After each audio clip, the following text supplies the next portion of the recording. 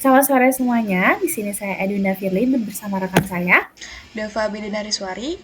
Di sini kami akan mempresentasikan bagaimana pentingnya menghentikan pelecehan seksual sebagai isu gender dan hak asasi manusia. Boleh di next slide. Nah, ruang publik yang seharusnya menjadi salah satu wadah dari prinsip kesetaraan dan kebebasan sipil, tempat setiap individu nih seharusnya beraktivitas, berinteraksi, dan berekspresi tanpa harus mempunyai rasa takut serta suatu rasa yang mengancam gitu ya.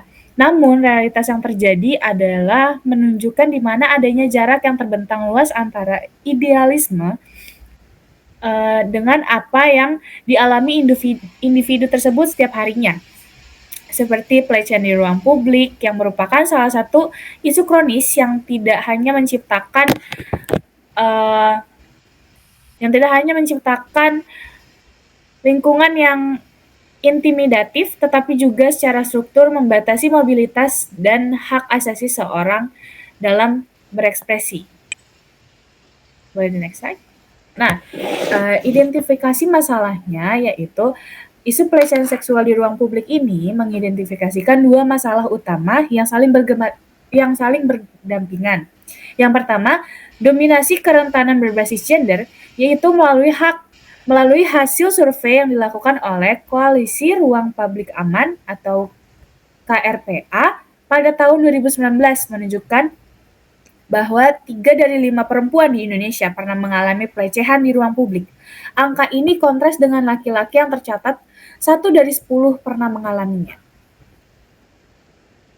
Nah, temuan ini juga nggak hanya menegaskan bahwa pelecehan ini merupakan masalah kejahatan, tapi juga masalah gender yang berakar pada budaya patriarki yang cenderung melihat perempuan sebagai objek seksual dan inferior. Yang kedua ada pelanggaran hak asasi manusia dan budaya.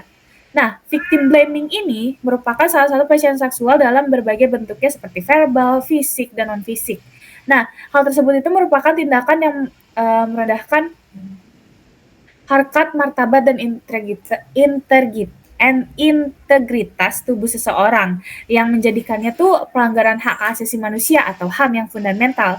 Nah, dampak yang ditimbulkan melalui hal tersebut itu merupakan kerugian fisik, meliputi trauma, ketakutan, dan rasa malu yang mendalam bagi sang korban gitu. Namun, pemahaman dan respons masyarakat terhadap isu ini masih rendah, seperti fenomena ini menunjukkan kegagalan kolektif dalam menjamin hak atas rasa aman dan hak untuk hidup bebas dari kekerasan dan diskriminasi bagi setiap warga negara. Next slide. Next slide itu argumentasi. Nah, yang pertama itu ada kerangka hukum yang progresif sebagai jaminan HAM, yang dimana pengakuan hukum yang jelas menjadi fondasi esensial. Nah, kehadiran Undang-Undang Nomor 12 Tahun 2022 tentang tindak pidana kekerasan seksual atau UU TPKS merupakan langkah maju yang signifikan. Nah, undang-undang ini secara eksplisit mengatur berbagai bentuk kekerasan seksual, termasuk pelecehan, termasuk pelecehan termasuk pelecehan seksual non fisik yang seringkali terjadi di ruang publik sebelumnya yang mungkin sulit dijerat hukum gitu. Nah, hal ini ada di Undang-Undang Nomor 12 Tahun 2022 Pasal 5. Nah, dengan demikian UU TPKS ini memperkuat argumentasi bahwa pelecehan seksual adalah tindak pidana yang melanggar HAM dan bukan sekedar masalah moral pesan. Nah, implementasi yang konsisten terhadap aturan pelaksana UU ini seperti peraturan presiden Perpres yang mengatur layanan terpadu bagi korban menjadi kunci untuk menjamin hak korban terpenuhi. Selanjutnya, yang kedua itu intervensi lintas sektor sebagai solusi struktural, yang dimana nih menghentikan pelecehan seksual memerlukan perubahan hukum. Oleh karena itu, menyelesaikan masalah harus didorong melalui yang pertama, pendidikan dan literasi gender, yang kedua itu keterlibatan sektor publik dan swasta, dan yang terakhir atau yang ketiga itu kampanye aktif victim blaming.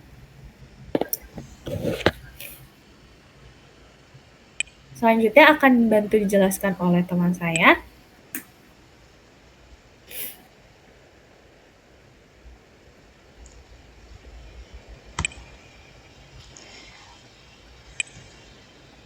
Di sini, kami mengajak para perempuan untuk mewujudkan ruang publik yang aman dengan menolak segala bentuk pelecehan, mendukung korban, dan menentang budaya patriarki yang melegangkan ketidakadilan.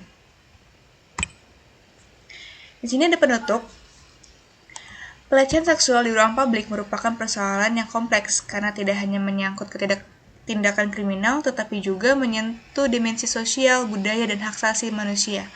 Melalui data dan kerangka hukum yang ada, semakin jelas bahwa masalah ini membutuhkan perhatian serius, serta komitmen kolektif dari pemerintah, aparat penegak hukum, dan masyarakat.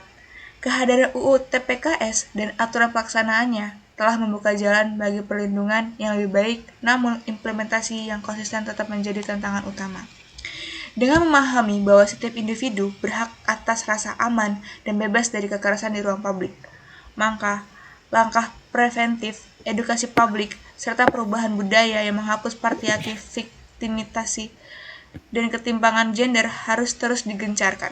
Upaya tersebut yang untuk mewujudkan ruang publik yang benar-benar setara, inklusif, dan manusiawi, sehingga setiap orang dapat bergerak dan berekspresi tanpa rasa takut. Sekian presentasi dari kami. Mohon maaf jika ada kekurangan kata atau kesalahan. Wassalamualaikum warahmatullahi wabarakatuh.